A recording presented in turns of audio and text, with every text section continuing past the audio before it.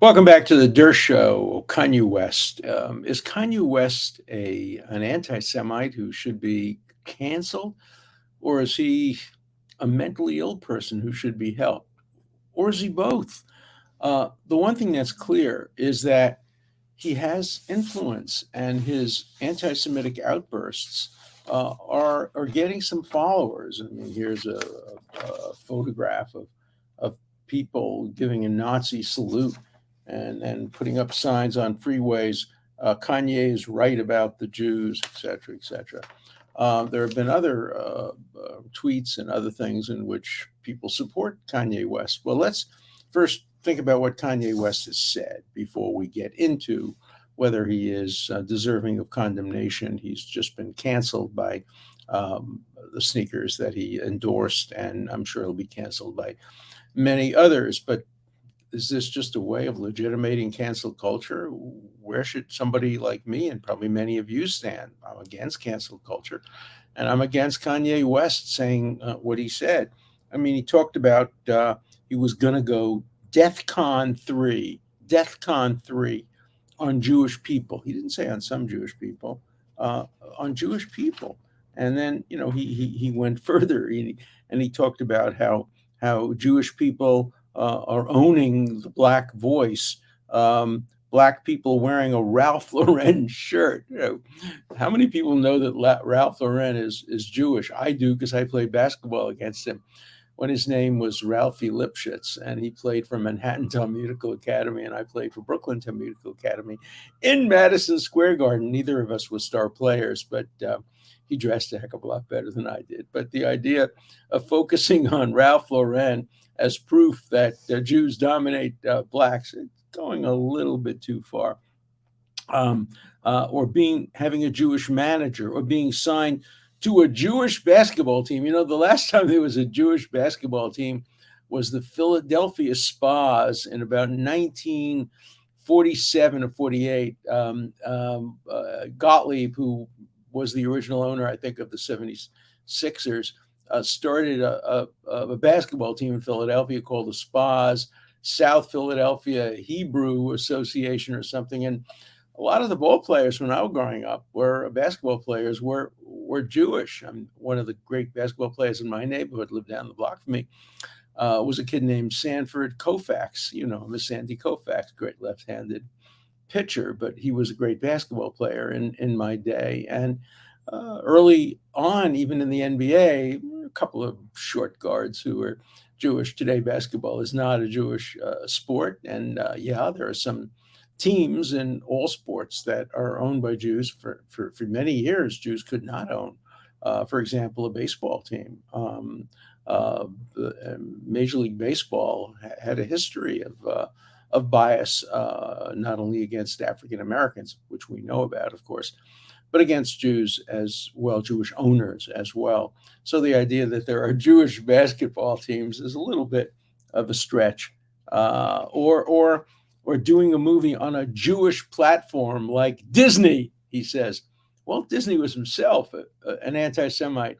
I have an original cartoon hanging in my wall of the Big Bad Wolf. And the Big Bad Wolf, originally in the Disney uh, orientation, was presented as a kind of Jewish salesman cheating people, and then it was changed. So the idea that Disney again is a Jewish platform somehow is just a little nutty. He attacks J.P. Morgan, invoking the old trope that Jews control the banks. Again, do you know that the reason we have firms like Goldman Sachs is that for years Jews couldn't get into commercial banking. You couldn't even get a job in a commercial bank if you were Jewish. So Jews did what they always do, and that is create alternative situations. And they started investment banks, which were less controlled than commercial banks, and they could make their way in and start their own firms. And if they're successful, that's because they worked hard. Um, the same thing is true with, many of you live in cities where the hospitals have Jewish names: Beth Israel, Beth Moses, Maimonides. Why do you think there are Jewish hospitals? It wasn't to take care of Jewish patients. It was because doctors, A, couldn't get into Columbia Medical School or other medical schools, which had restrictive quotas on Jews, but also because Jews couldn't get internships and residencies in Columbia Presbyterian Hospital and other hospitals like that. And so they started their own hospitals. They started Brandeis University because there were quotas at Columbia University again and other major universities against Jews. So to the extent that Jews have interests in banks or movies or academia, it's often as a reaction to anti-Semitism. But Kanye West wouldn't understand that. Well, and then he says, actually, uh, black people can't be anti-Semitic because black people are actually Jews also. He doesn't say just Jew; they're actually Jew also. This kind of stuff that goes on. Look, he's not the first person to make these kinds of statements. Uh, the Reverend Louis Farrakhan has been making these kinds of anti-Semitic statements for years, and yet he is revered by many people and led the Million Man March, one of the leaders on which very many prominent people participated. And so, it can become mainstream. He says he is me tooing the Jewish culture, as if there is a Jewish culture. The old joke, two Jews, three ideas, two Jews, three synagogues. Jews don't get along with each other any more than any other group get along with each other. There's no singular Jewish culture. What do a Reformed Jew that goes to Temple Emmanuel in New York that won't allow me to speak have in common with an Orthodox Jew from Brooklyn or Muncie, a Hasidic Jew or a Haredi Jew? Again, these are stereotypes. These are he talks about the Jewish media. Right, the New York Times hates Israel. Yeah, the New York Times is owned by a Jewish family, the Sulzberger family, that haven't been Jewish now for generations. And of course, they were among the worst offenders. They didn't report on the Holocaust because they didn't want to seem Jewish. That's the Jewish media, the New York Times and other organizations that hate Israel and don't really have very many positive things to say about Jews at all. And then he talks about Jews in general. They are effing with me too long, he said. And he's, basically going to get even with them, DEFCON 3. Um, oh, he he blames the Jews for President Obama's hair turning gray. It's the Jewish media. I can go on and on and on and on. I don't think anybody doubts. He says, I want the Jewish children to look at their daddy and say, why is ye mad at you? He thundered. Well, that's a good question. Why is ye, I guess that's Kanye West's new name, mad at you? You have to answer that question. And why are you mad at a whole group of people? Would anybody approve of being mad at Catholics, being mad at African Americans, being mad at Muslims, being mad at Mormons? I have so-called friends, usually former friends, who are mad at all Republicans, and probably some Republicans who are mad at all Democrats. But it's much worse the other way. Democrats are totally intolerant, many of them, of anybody who's not only Republican, but who ever defended a Republican in a court of law, namely me. So the question then arises, let's assume, for purposes of this argument, if you want to write to me and tell me I'm wrong, you can, but you're going to get a pushback on that one. Let's assume, for purposes of this discussion, that Kanye West is an anti-Semite and that he's having an influence on people. He's an enormously influential man. He's worth $2 billion, according to reports that I've read. And I'm told he's a real talent. I have no idea. I've never listened to his music, and I have no interest in his music, but any more than he would have any interest in my music. But um, I'm told he has talent, or at least that people follow him, and if people follow him, they're going to follow his ideas. And so the question is how to deal with his ideas. There are a lot of ways of doing it. The easiest way is just cancel him. Just say, no, we're not going to put him on. We're not going to allow him on Twitter. We're not going to allow him on Facebook. We're not going to allow him on television. We're not going to allow him to sponsor products. Sponsoring products, of course, is different because you want people who are not controversial to sponsor a product. Nobody would hire me to sponsor a product. I'm too controversial, but I'm controversial for a good reason. He's controversial for a bad reason. Um, so, what do you do? Do you respond to him? Do you challenge him to a debate? I do. I would. Hey, Kanye West, you want to debate me on the role of Jews in American life? I'm happy to do that. I've debated lots of people. I have rules. I won't debate a Holocaust denier. I won't debate a Nazi, but I'll debate anti-Semites. I have. I'll debate anti-Israel people, anti-Zionists. I'll debate Republicans. I'll debate Democrats. I'll debate people of every kind. So I'll debate Kanye West. And so if anybody knows him and wants to reach him and wants him to debate me, I'm happy to do it. I'm even willing to do it on this podcast. But I don't think he's going to want to debate. I think he's going to want to continue to express his views. Now, when you read his views, you do get to wonder about his mental stability. Now, as you know, I'm one who doesn't believe that anybody, whether you're a psychiatrist, a psychologist, or an ordinary person, should be diagnosing people from afar. And I would never diagnose Kanye West. But there's a non medical term that my mother would use about people like that. He's a Meshuggah. He just seems like he's a nutcase.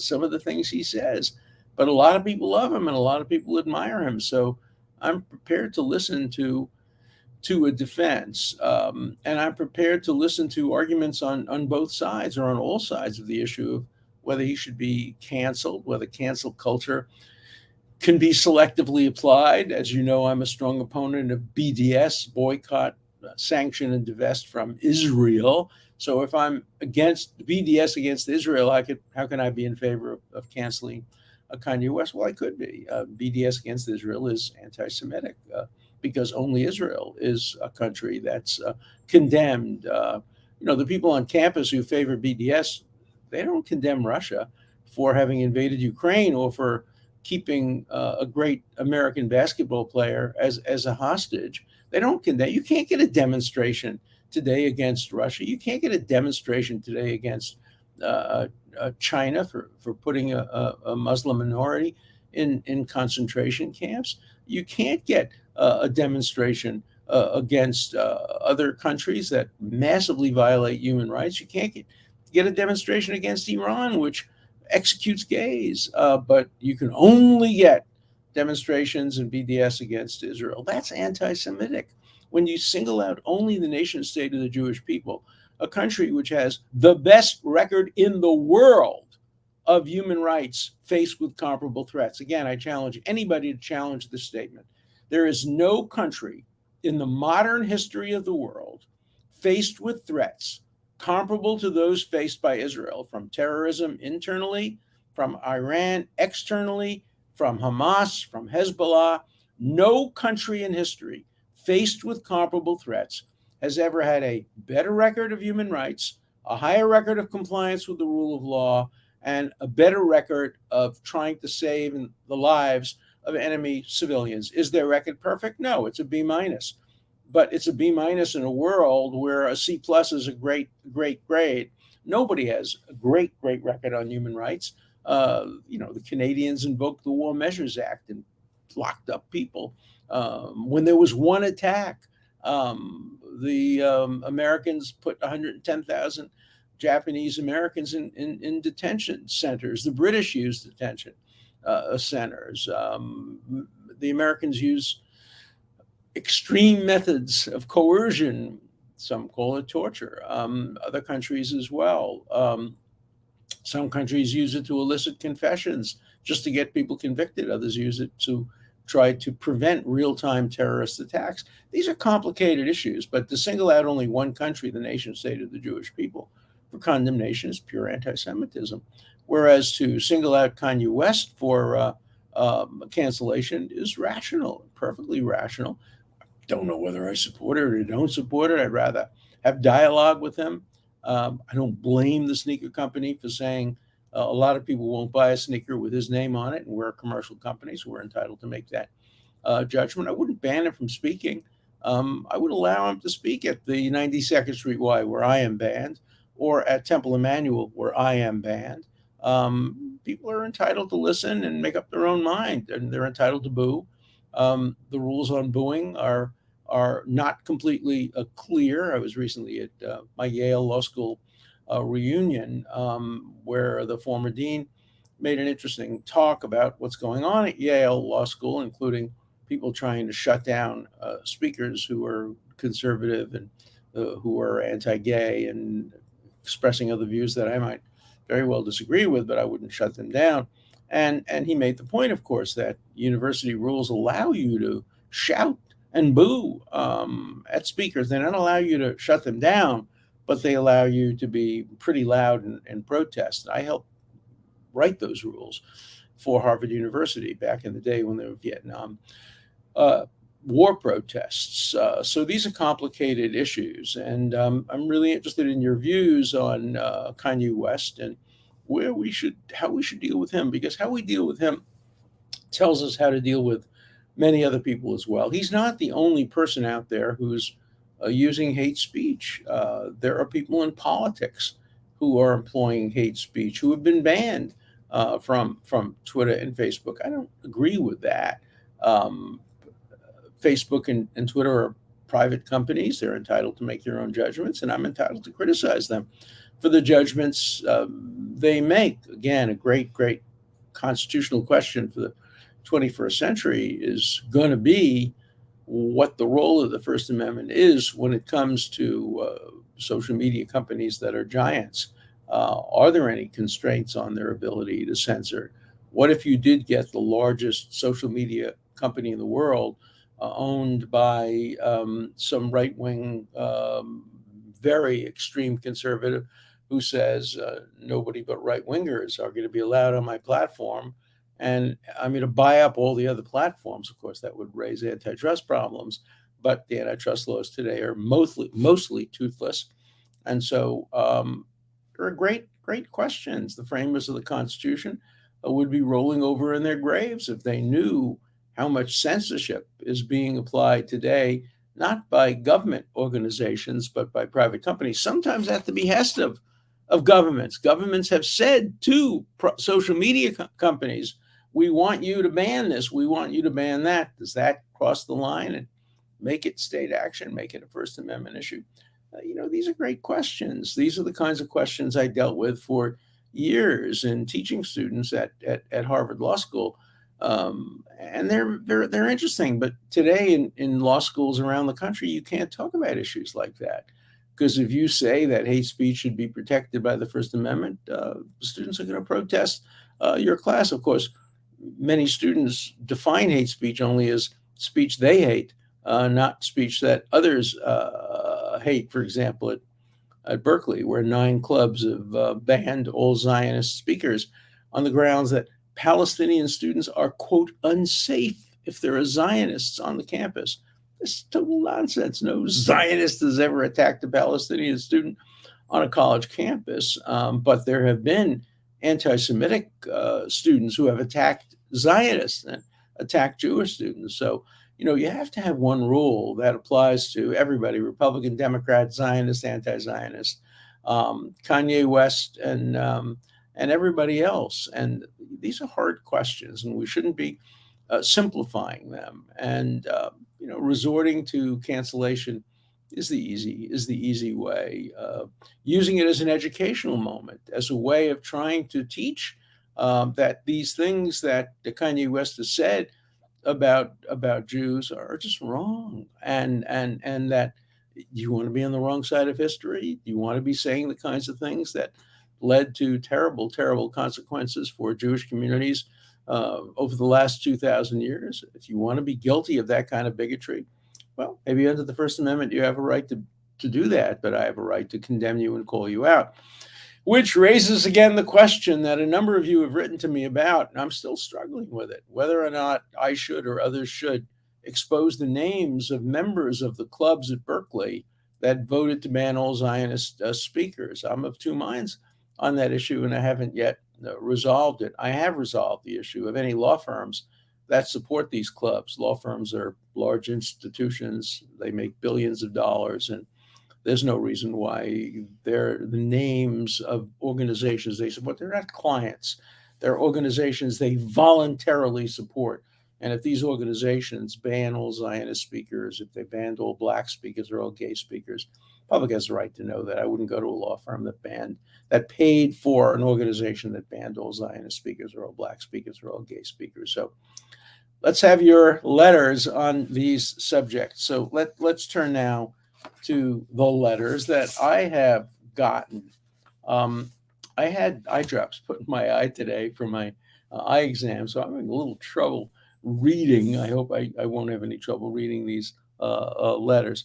Alan, you are severely damaging your credibility by standing on, quote, the election was fair and clean notion. In other words, my reputation is being ruined because I believe the election was fair. Me, along with 90 or 100 million or more people in the country.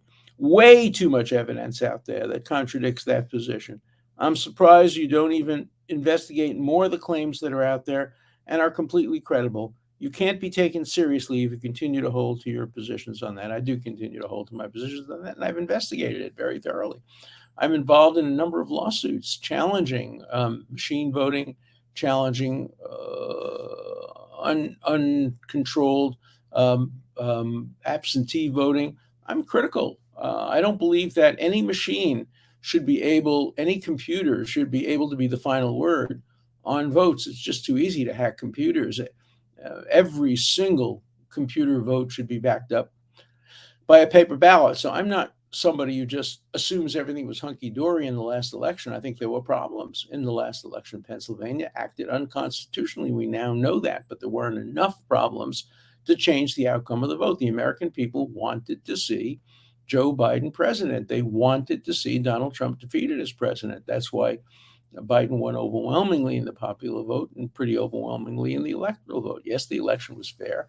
And if that diminishes my credibility with some, that's the price you pay for being honest and expressing your own views. Alan, you're wrong. If Republican committees, remember I made a point, I said the Democrats, maybe the January 6th committee may be put out of business. I hope they're put out of business. I'm a Democrat. I'd like to see the Democrats win the election, but whichever way the election goes, I hope that the January 6th committee, which is an illegitimate committee, is put out of business. And I said, but if the Republicans win and they create a committee, it'll probably be just as bad. And he says, Alan, you're wrong. The Republicans committee won't try to dictate to the Dems who they can have on the committee. They will let the other side make their own picks. I wish I believed that.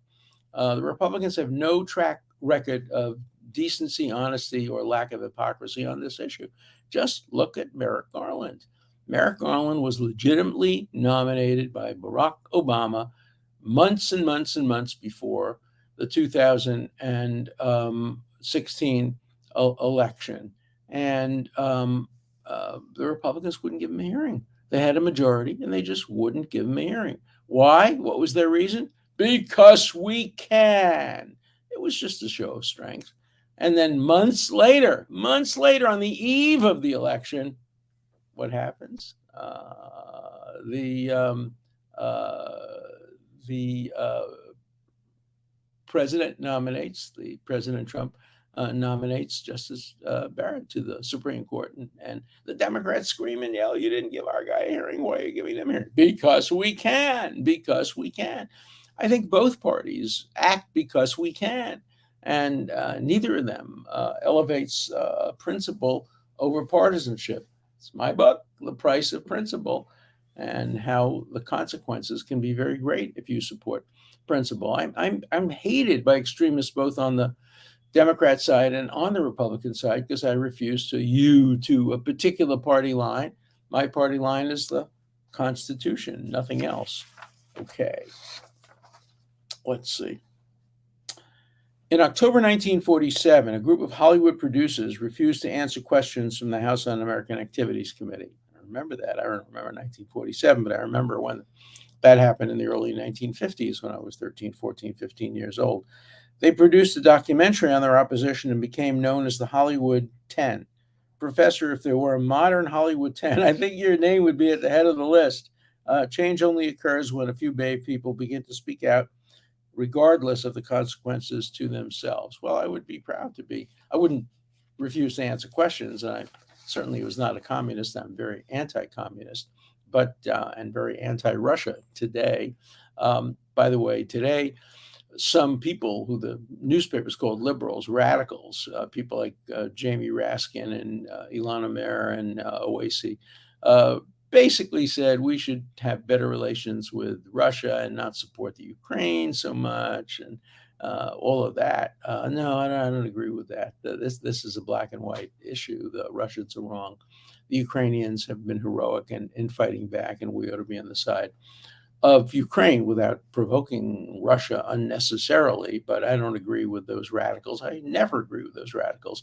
I hate when newspapers call them liberals. They are the most anti-liberal people imaginable. I am a liberal. I'm a proud liberal. I support a woman's right to choose. I support gay marriage. I support climate control. I support reasonable gun control. I support the separation of church and state.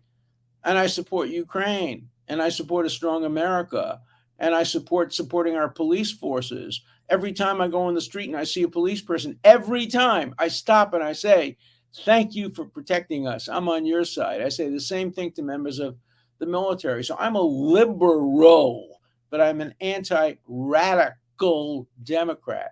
And that distinction isn't being made today in the media. If you're anywhere to the left of Republicans, you're a liberal. No, you're not. You're a liberal if you believe in liberal ideas and tolerance and free speech and due process. These folks on the extreme left, they don't believe in any of those things. They're the last thing from liberalism you would imagine. Conservatives are much closer to liberals than are radicals on the hard left. Okay.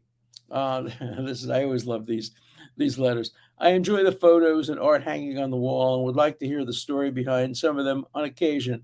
My favorite episodes of the Dershow have been the stories, especially the one with Superman comics. I can see the 10-year-old Dersh. Oh, I love Superman. I love Superman, but I actually like Captain Marvel better. Captain Marvel is not the Marvel from Marvel Comics today. Captain Marvel was a guy, who said Shazam and turned into Captain Marvel, and there was Captain Marvel Jr. and Mary Marvel.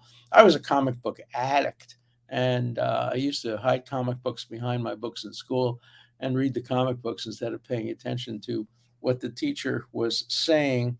And so one of these days when we have a little time, I'll explain some of the hangings on the wall, and I have a few other walls.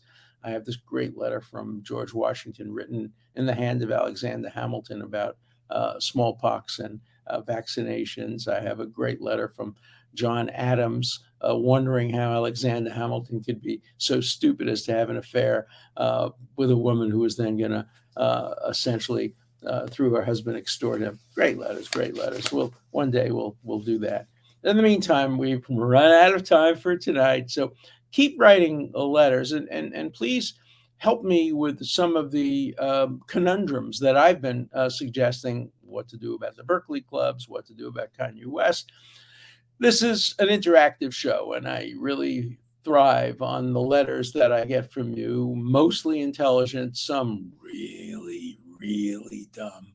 But look, dumb people have a right to express their views too. The First Amendment protects dumb people as well as smart people. So all of you smart people, see you back tomorrow.